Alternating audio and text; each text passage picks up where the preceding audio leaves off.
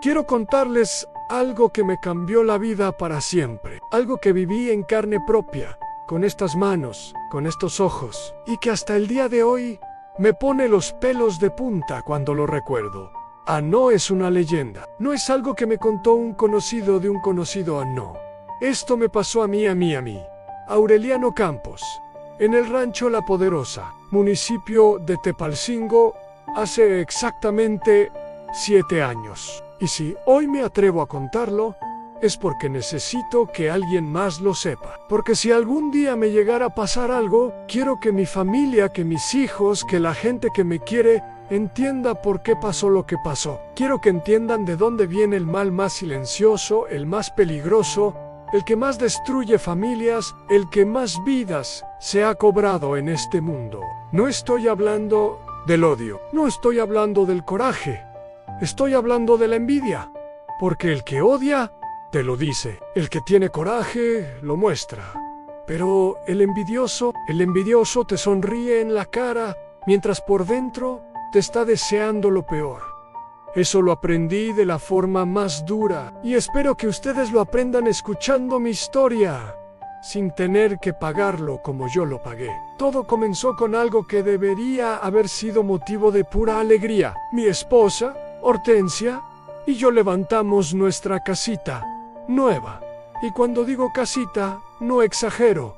Era una casita, 2 cuartos de cemento, su cocina con estufa de gas, su baño adentro. Nada del otro mundo. Pero para nosotros dos, para los que habíamos vivido años en una vivienda de tablas, con techo de lámina, donde en tiempo de lluvias el agua nos caía encima y en tiempo de secas parecía que vivíamos dentro de un horno de ladrillo, esa casita era un palacio. Era el sueño que habíamos perseguido juntos durante 6 años sin descanso. 6 años de sacrificio real de los que duelen. Yo me levantaba antes de que amaneciera y tomaba el camión hacia Cuernavaca de lunes a viernes. Ahí, en la central de abastos, me ganaba el pan cargando bultos todo el día. Las manos callosas, la espalda adolorida, pero con el corazón lleno, porque sabía para qué era. Hortensia, por su parte, hacía empanadas desde la madrugada para venderlas en la escuela. Cada centavo que entraba,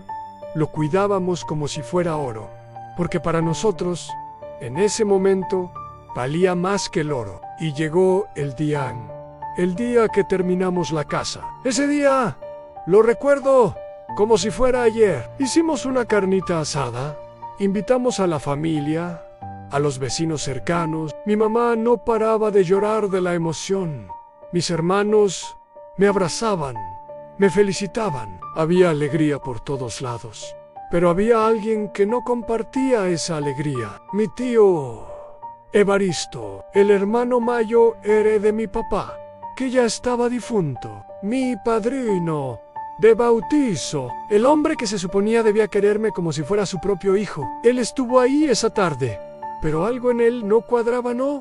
Probó la carne, no tomó ni un refresco, a nada se quedó parado en el terreno, con los brazos cruzados y esa mirada que yo no le había visto nunca, fija en las paredes de bloc, en el techo de losa, en las ventanas con sus vidrios nuevecitos, una mirada que yo, en ese momento, no supe leer. ¡Qué tonto fui! Me acerqué a él con toda la ilusión del mundo y le dije: «Ampadrino, ¿qué le parece la casita?». Me miró de una manera que con el tiempo aprendí a reconocer, pero que en ese momento no entendí. Con los ojos entrecerrados, midiendo cada bloque de esa pared como si los estuviera contando. Y me dijo, con una voz que sonó como si las palabras le lastimaran la garganta al salir: «Está bonita, muchacho».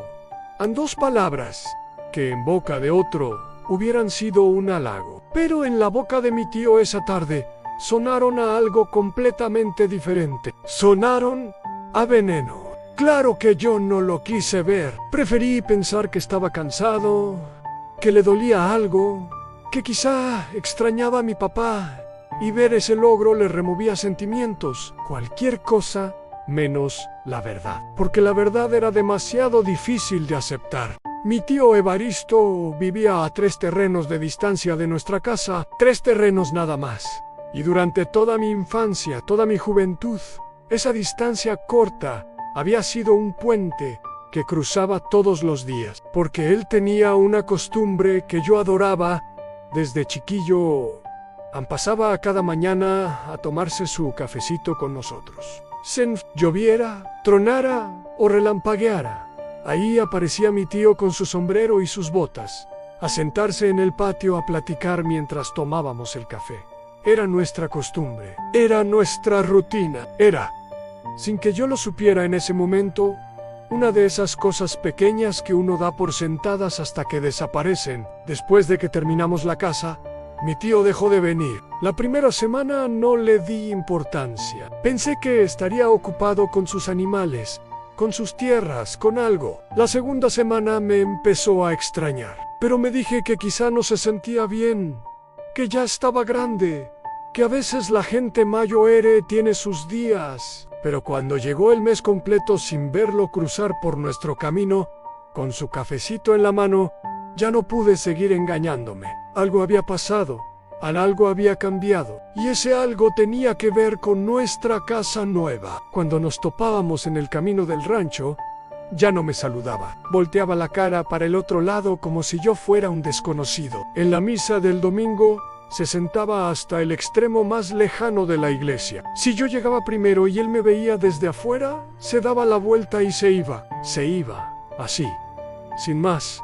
Antes que sentarse cerca de mí, mi mamá me insistía que fuera a buscarlo, que hablara con él, que le preguntara qué le pasaba. Pero yo tenía algo por dentro que me frenaba en un presentimiento. Esa sensación que todos hemos sentido alguna vez, pero que pocos sabemos nombrar. Cuando el cuerpo sabe que algo está por pasar antes de que la mente lo entienda. Como cuando el cielo se pone de ese color amarillento extraño antes de una tormenta grande. Ese silencio raro que se mete en el aire y que hace que hasta los animales se inquieten. Así me sentía yo cada vez que veía a mi tío, como si una tormenta se estuviera armando despacito, en silencio, y yo no supiera de qué lado iba a caer el rayo. Y entonces empecé a notar algo más a mi tío.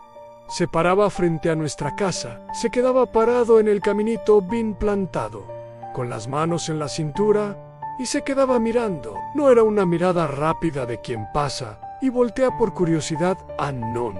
Era una mirada larga, fija, pesada, 5 minutos, 10 minutos. A veces más, mirando las paredes, mirando las ventanas, mirando el techo, como absorbiendo algo que no podía tener, como midiendo lo que no era suyo. Hortensia fue la primera en decirlo en voz alta. Aureliano, tu tío nos está echando el mal de ojo. Míralo cómo nos mira. Yo le respondí que no exagerara, que esas eran cosas de viejitas asustadas, que el mal de ojo no existía. Pero en el fondo, algo en mí ya sabía que ella tenía razón, porque las mujeres del campo tienen un sentido que nosotros los hombres, muchas veces, ignoramos por orgullo. Ellas sienten esas cosas antes. Ellas leen el aire de una manera diferente. Y Hortensia no era mujer de asustarse por nada. Fue mi compadre Timoteo quien me abrió los ojos del todo. Un día me llamó aparte, bien serio, con esa cara de quien va a decir algo que le pesa. Me dijo Ana Aureliano, no es por meterme donde no me llaman, pero tu tío anda preguntando cosas. Le pregunté qué tipo de cosas. Me miró directo a los ojos antes de responder. Anda preguntando que quién conoce gente que sepa de trabajos. No entendí de inmediato. Le pregunté, ¿trabajos? ¿De qué? Y él bajó la voz, como si el aire mismo pudiera escucharnos, y me dijo, de los otros.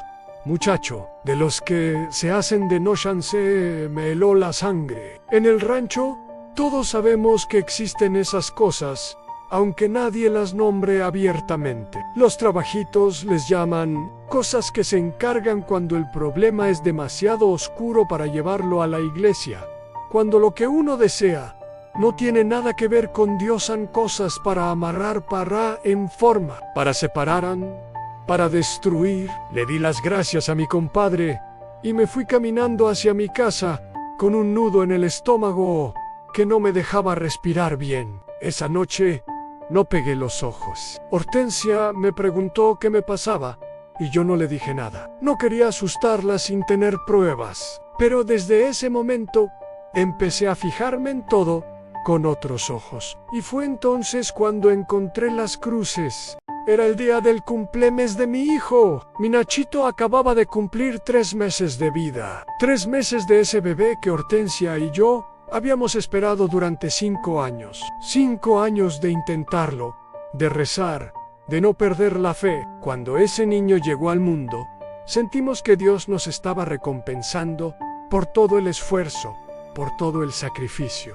Era nuestra bendición más grande. Por ese niño, yo hubiera dado mi vida sin pensarlo ni medio segundo. Esa mañana salí al lindero que dividía mi terreno del terreno de mi tío. No sé explicar bien qué fue lo que me jaló para allá. No fue una decisión consciente. Fue algo más profundo. Como cuando el cuerpo te lleva a donde necesitas ir, aunque la cabeza todavía no lo entienda. Llegué al lindero y lo que vi me dejó paralizado. 3 crucecitas pequeñas, hechas con palitos de mezquite amarrados con mecate de color rojo, enterradas en la tierra, pero no estaban puestas al azar. Estaban colocadas con una intención muy clara, apuntando directamente hacia mi casa, hacia el cuarto donde dormía mi Nachito. Me quedé ahí parado sin poder moverme por un momento, porque yo mismo había limpiado ese lindero la semana anterior. Había pasado el machete quitando hierba, había recorrido cada centímetro de esa línea. Esas cruces no estaban ahí.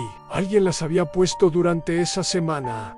De noche, con cuidado, con propósito, las arranqué de la tierra con las manos temblando. No de miedo. Les juro que no era miedo. Era coraje.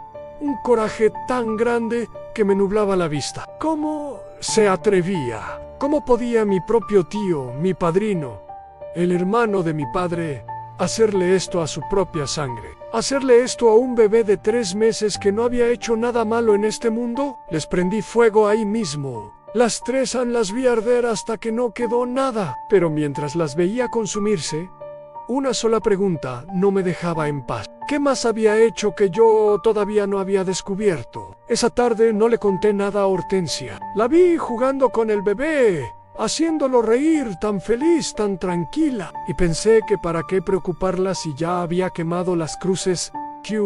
Ya estaba, que ya había pasado lo peor. Qué equivocado estaba. Esa noche cenamos tranquilos. Hortensia había preparado un caldo de gallina criolla para celebrar los 3 meses del niño. Comimos solos los 2, porque mi mamá había ido a cuidar a mi abuelita que estaba delicada de salud. Todo estaba en calma. El niño cenó su leche y se quedó dormido calientito en su cunita. Como a las 10 de la noche nos fuimos a acostar. Hortensia se durmió rápido, como siempre. Yo me quedé un rato con los pensamientos dando vueltas, pero el cansancio pudo más y también me quedé dormido. No sé qué hora sería cuando algo me despertó de golpe. No fue un ruido exactamente, fue más como una sensación, como cuando el aire de un cuarto cambia de temperatura de repente y el cuerpo lo siente antes que la mente. Me incorporé de un salto. Hortensia también se había despertado. La sentí aferrarse a mi brazo en la oscuridad. ¿Qué es eso, Aureliano? Su voz salió en un susurro tembloroso. No, sí. Espérate a mí. Levanté, prendí la luz.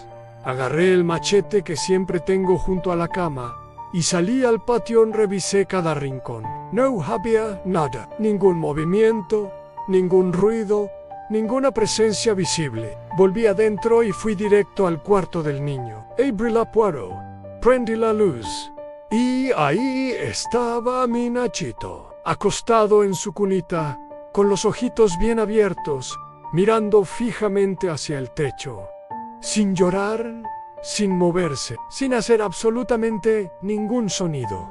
Eso fue lo que más me heló el corazón, porque mi Nachito siempre lloraba. Era un niño de pulmones potentes, que se escuchaba hasta la casa del compadre. Si tenía hambre, lloraba. Si tenía el pañal sucio, lloraba.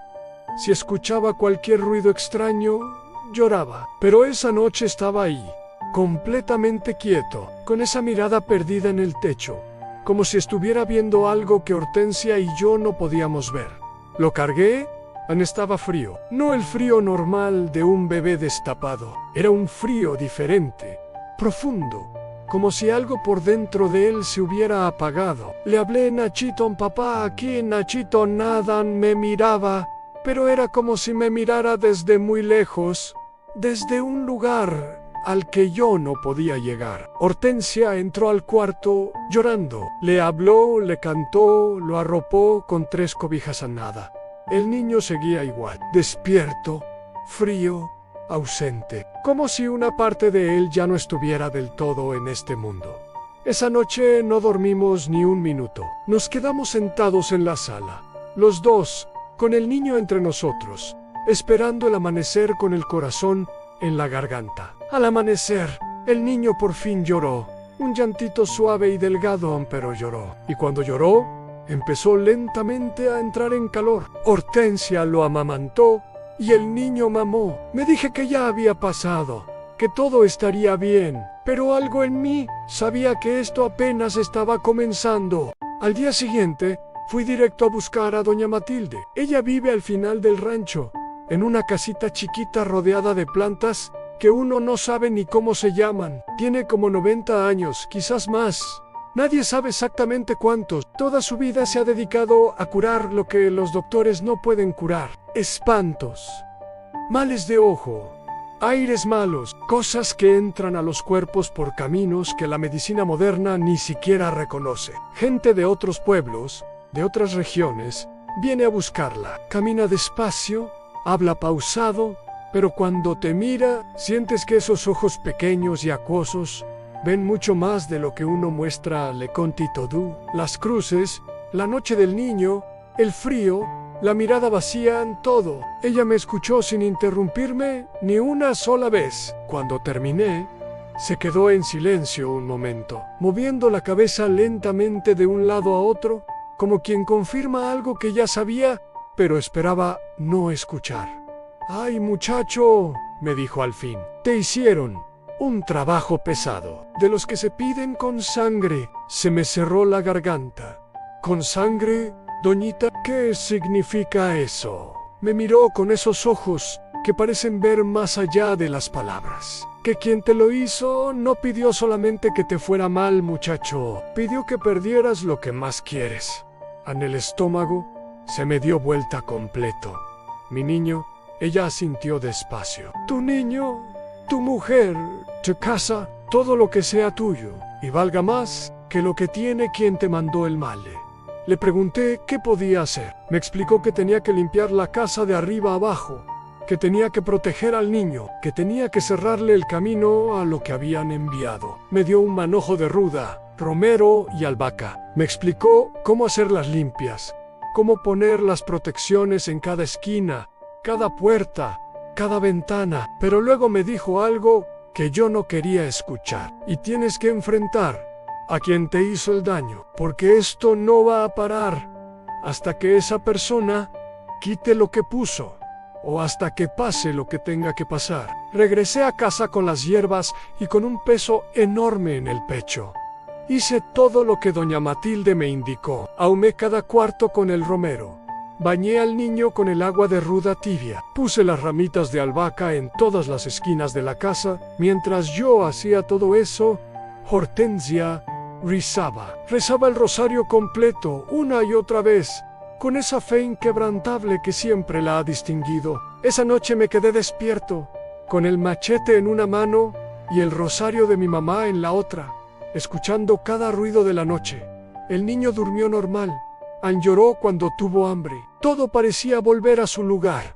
Pero al tercer día comenzó la fiebre, una calentura que no cedía con nada. Lo llevamos al doctor del pueblo. Le recetó medicinas, jarabes, todo lo que tenía disponible. Nada funcionaba. La fiebre seguía ahí, firme, como plantada adentro del cuerpo de ese niño.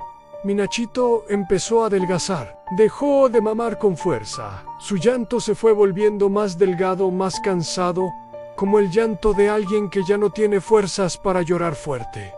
A la semana, el niño ya no nos reconocía. Nos miraba como si fuéramos dos desconocidos que se habían metido a su cuarto. Hortensia no paraba de llorar. Me decía llorando que se le estaba muriendo su niño, que los doctores no sabían que tenía, que ella lo veía consumirse y no podía hacer nada. Yo sí sabía que tenía. Lo que tenía mi Nachito no se encontraba en ningún libro de medicina.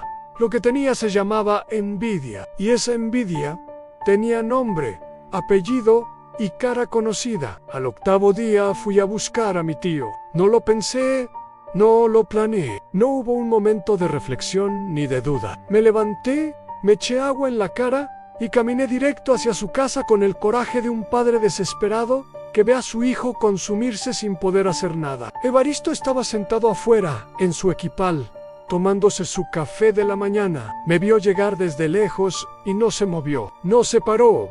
No dijo nada. Siguió tomando su café mirando hacia el cerro, como si yo fuera un perro callejero que cruzaba por el camino. Padrino, mi voz me salió ronca, rasposa. Necesito hablar con usted, en silencio. Padrino, mi niño está muy enfermo. Los doctores no saben que tiene a nada, ni un parpadeón, ni un movimiento. Padrino, yo sé que está enojado. Yo sé que la casa le cayó mal. Pero mi niño no tiene la culpa de nada. Él es un bebé inocente. Le pido por favor que si sabe algo, si hizo algo, lo quite. Por fin me miró, y en esos ojos que de niño me veían con cariño, ahora había algo que no supe nombrar en ese momento, pero que entendí después. Era la cara de alguien que ha dejado entrar algo muy oscuro adentro de sí mismo, y ya no puede sacarlo. Me dijo con una voz fría como piedra mojada. ¿Y a mí qué me importa tu niño? Se me llenaron los ojos de lágrimas. No me avergüenza decirlo, se me salieron solas. Padrino, usted es el hermano de mi papá. Es mi padrino de bautizo. Se lo pido de favor, no por mí. Se lo pido por el niño. Se paró del equipal despacio. Me miró de arriba a abajo con una frialdad que nunca le había visto. Y entonces dijo algo que me partió el corazón en dos. Tu papá era mi hermano menor. Yo siempre fui el mayor. Siempre fui yo quien cuidó de Elan. Y cuando se murió, me tocaba a mí ser el que tuviera lo mejor a Nami, no a ti. Pero tú con tu casita nueva crees que ya eres más que yo.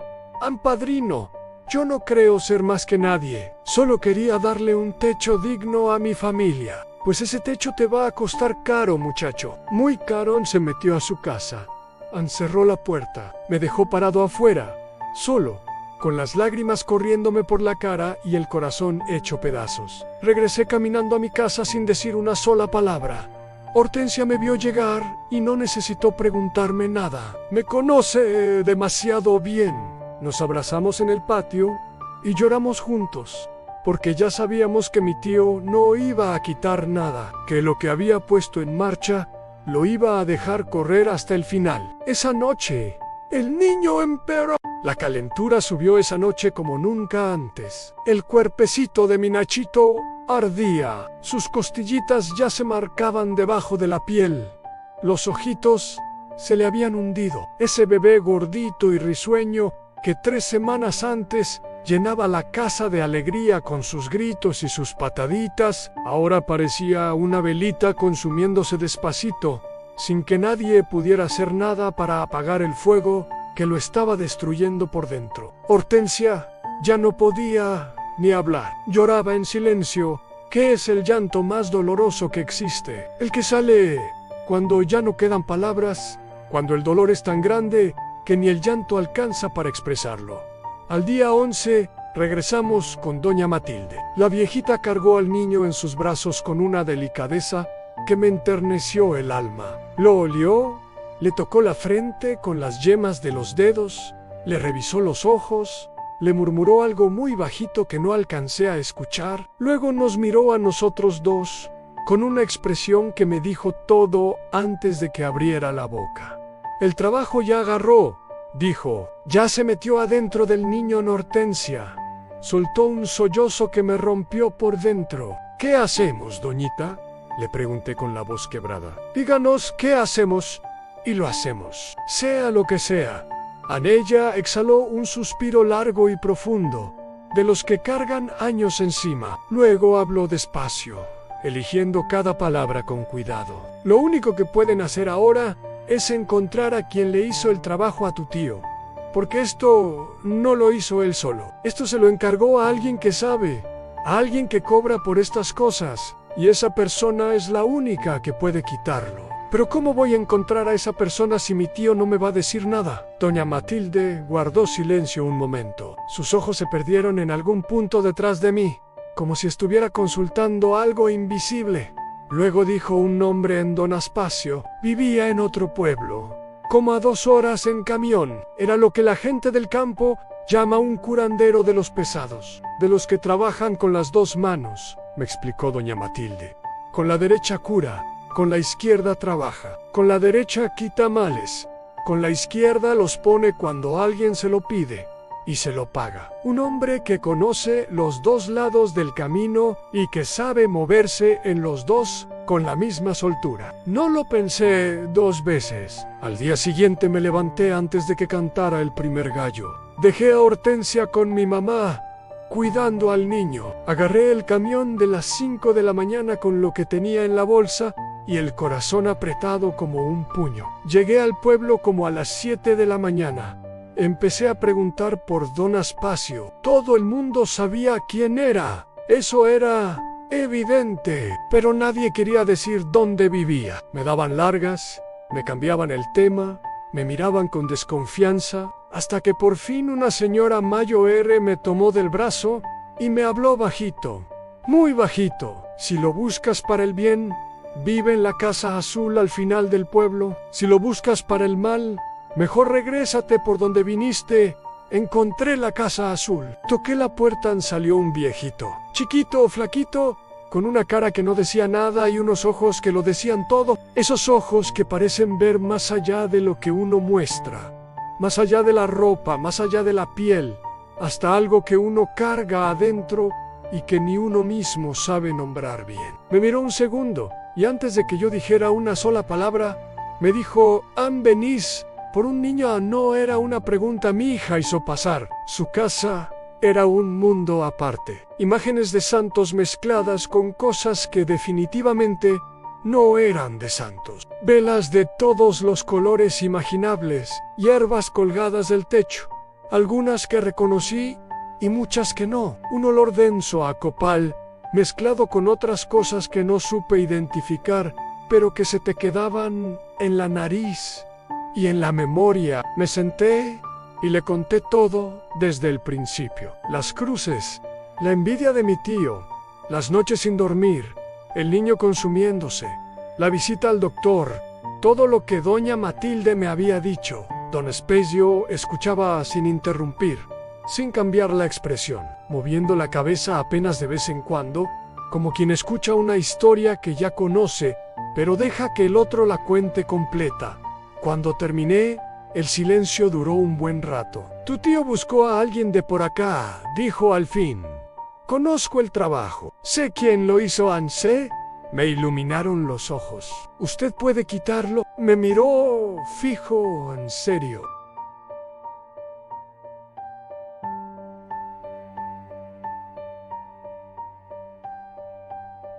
Puedo, pero tiene un costo. Y no me refiero a dinero. Muchacho, esperé en silencio. Todo lo que se quita tiene que ir a algún lado. Si yo le quito el mal a tu niño, ese mal tiene que regresar a quien lo mandó. Multiplicado por 3, se me hizo un nudo en la garganta. A mi tío, si ese es el trato, o se muere tu niño, o se muere quien quiso que se muriera tu niño. No hay punto medio, no hay otra salida. Así funcionan estas cosas desde siempre. Me quedé paralizado. Era mi tío, el hermano de mi papá, el hombre que me cargó en brazos cuando era bebé, que me llevó a bautizar, que pasaba todas las mañanas a tomarse el café con nosotros, pero también era el hombre que había pagado para que le hicieran daño a un bebé inocente, el que había puesto cruces apuntando al cuarto donde dormía mi hijo, el que me había mirado a los ojos y me había dicho que no le importaba si mi niño se moría. Piénsalo bien, me dijo don Aspacio, pero no te tardes mucho. Tu niño no tiene muchos días. Ya me dio un papelito con su número y me dejó ir. Regresé en el camión con el alma partida en dos mitades que no encontraban cómo juntarse.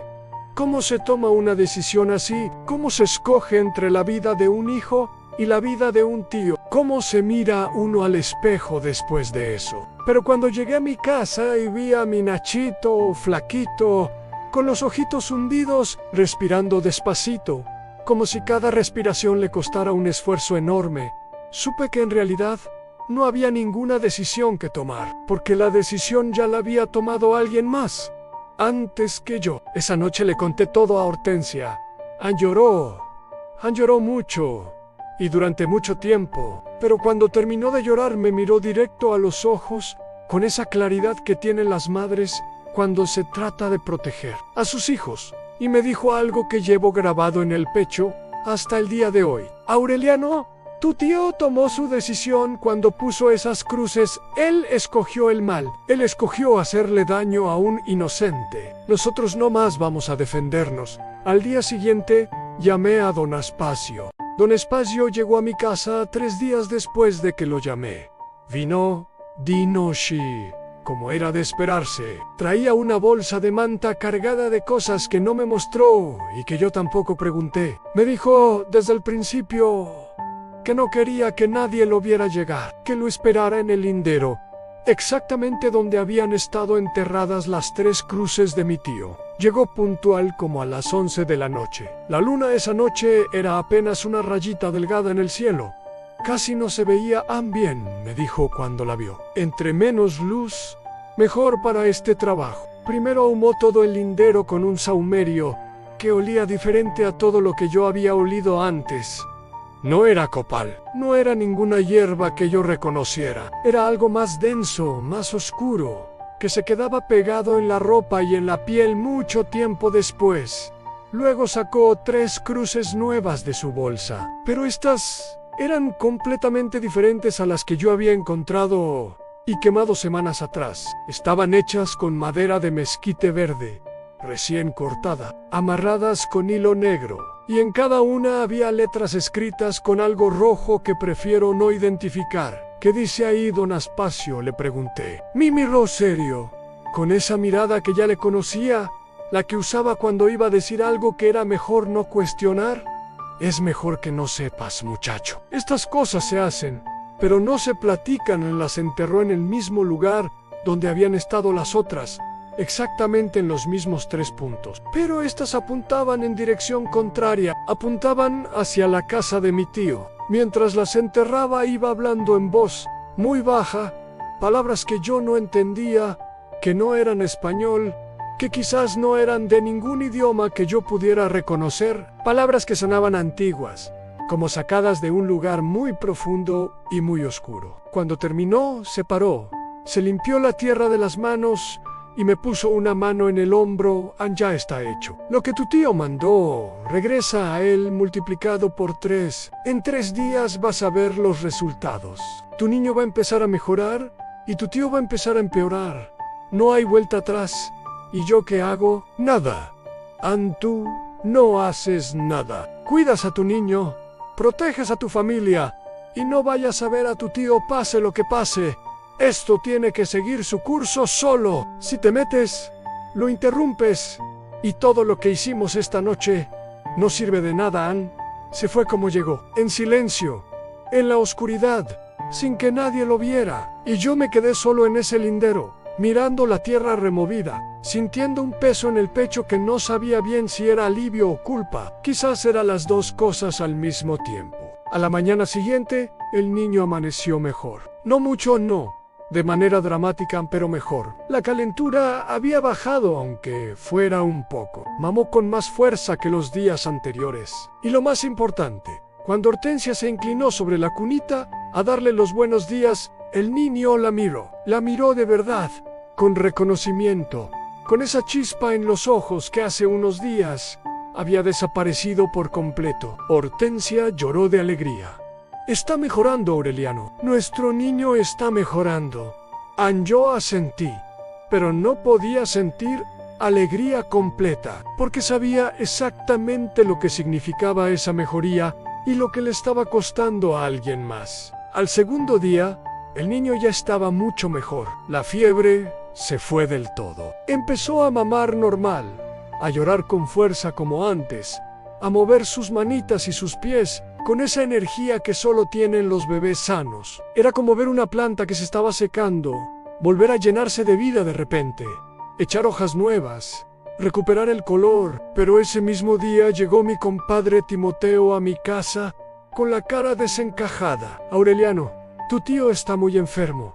Tu mamá te anda buscando. Se me encogió el estómago. Le pregunté qué tenía. Me dijo que nadie sabía, que había amanecido con una calentura muy alta, que decía cosas sin sentido, que no reconocía a nadie. Me acordé de las palabras de don Aspacio. No vayas a ver a tu tío. Pase lo que pase, le dije a Hortensia que me iba un momento. Ella me agarró del brazo con fuerza. No vayas, Aureliano. Don Aspacio te dijo que no fueras. Pero yo no le hice caso. Algo me jalaba hacia allá con una fuerza que no pude resistir. Quizás era el hijo queriendo despedirse del tío. Quizás era simplemente que soy humano. Y los humanos no podemos quedarnos quietos cuando alguien de nuestra sangre se está muriendo, aunque ese alguien nos haya hecho el peor daño posible. Llegué a la casa de mi tío. Había varias personas afuera. Mi mamá, mis primos, el doctor del pueblo, todos con caras largas y voces bajas. Mi madre me vio llegar y se me echó encima llorando. Tu tío se está muriendo, hijo. Está muy mal en tren. Evaristo estaba acostado en su catre. Sudaba, temblaba, tenía los ojos abiertos pero sin mirar nada concreto. La misma mirada vacía que había tenido mi Nachito. Esa mirada de alguien que está presente en cuerpo, pero que algo de él ya emprendió el camino hacia otro lado. El doctor intentaba ponerle suero, pero no encontraba la vena. Me acerqué. Padrino no me volteó a ver. Seguía mirando el techo, temblando, con los labios moviéndose apenas, y entonces habló, con una voz que no parecía del todo suya, ronca y lejana, como saliendo desde muy adentro. Pagué con 3 gallinas negras y una botella de mezcal, enterrada en luna nueva. El silencio que cayó en ese cuarto fue de los que pesan. ¡Mi mamá! Gritó. Mis primos se quedaron helados. El doctor bajó la vista. El doctor le buscó el pulso, movió la cabeza lentamente. Ya se había ido. Había muerto confesando lo que había hecho delante de todos, delante de su propia familia, como si algo dentro de él hubiera necesitado que el mundo lo supiera antes de irse, como si esa confesión fuera lo último que le quedaba por hacer en este mundo. Salí de esa casa sin decir una sola palabra. Caminé de regreso a mi casa sintiendo algo que todavía hoy me cuesta describir. No era alegría, no era tristeza, era algo parecido a un peso enorme que se levanta, pero que al levantarse deja una marca permanente, como cuando se cura una herida profunda y uno sabe que ya no duele, pero también sabe que la cicatriz va a estar ahí para siempre. Cuando Hortensia estaba en el patio jugando con el niño. Mi Nachito estaba completamente bien, risueño, gordito, lleno de vida, como si nunca hubiera estado enfermo. Cuando me vio llegar, estiró sus 2 manitas hacia mí con esa sonrisa desdentada que te puede arreglar el peor de los días. Lo cargué, lo abracé fuerte, y ahí sí me solté a llorar, sin ninguna vergüenza. Han pasado 7 años desde esa noche en el lindero. Mi Nachito tiene ahora 7 años.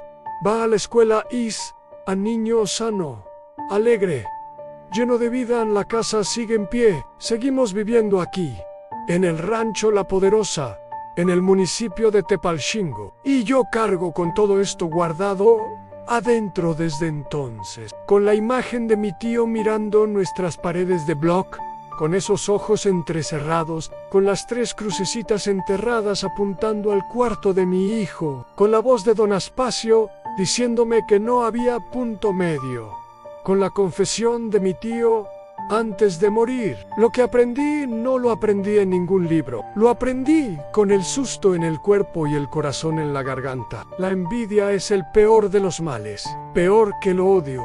Peor que el coraje. Peor que cualquier otra cosa oscura que pueda caber en el corazón de un ser humano. Porque el que odia te lo dice a la cara. El que tiene coraje lo muestra. Pero el envidioso te sonríe, te abraza, te llama familia, mientras por dentro te desea lo peor que existe. Mi tío murió por su propia envidia, no lo mató nadie. Lo mató lo que él mismo eligió cargar adentro. Lo mató el no poder soportar que alguien de su propia sangre tuviera algo que él no tenía. Y esa envidia lo llevó a buscar el mal, a pagarlo, a dirigirlo hacia un bebé inocente que no había hecho absolutamente nada. Doña Matilde me dijo algo después del entierro, que no he olvidado ni un solo día. El mal que uno hace siempre regresa. Muchacho, siempre puede tardarse días, meses, años enteros, pero siempre regresa. Y cuando regresa, viene más fuerte de lo que se fue. Les cuento esto para que lo sepan, para que si algún día sienten que alguien les tiene envidia, se protejan, para que cuiden a sus hijos, a sus familias, a lo que han construido con esfuerzo y sacrificio, para que no confíen ciegamente en alguien solo porque lleva su misma sangre, porque la sangre no garantiza el cariño, y a veces el enemigo más peligroso es el que vive más cerca. Y si algún día encuentran 3 cruces enterradas apuntando hacia su casa, no las dejen ahí ni un minuto, porque esas cruces son un camino abierto, y por un camino abierto puede entrar algo que después no va a querer salir. Esta es mi historia, este es mi testimonio. Esto me pasó a mí, Aureliano Compas, en el rancho La Poderosa, municipio de Tepalcingo, y lo cuento para que no le pase a nadie más. Si esta historia te tocó el corazón, si te recordó a alguien, o si alguna vez viviste algo parecido, cuéntamelo en los comentarios. Estas cosas pasan más seguido de lo que la gente se imagina, y entre más las compartamos, más podemos cuidarnos unos a otros. Si quieres seguir escuchando historias como esta, dale like, suscríbete y activa la campanita. Y te invito también a mi canal Relatos de la Tumba, donde comparto historias impactantes de lo que realmente vive la gente del campo. Historias reales que casi nadie se atreve a contar. Gracias por acompañarme hasta el final. Que Dios te cuide, te proteja y te bendiga siempre.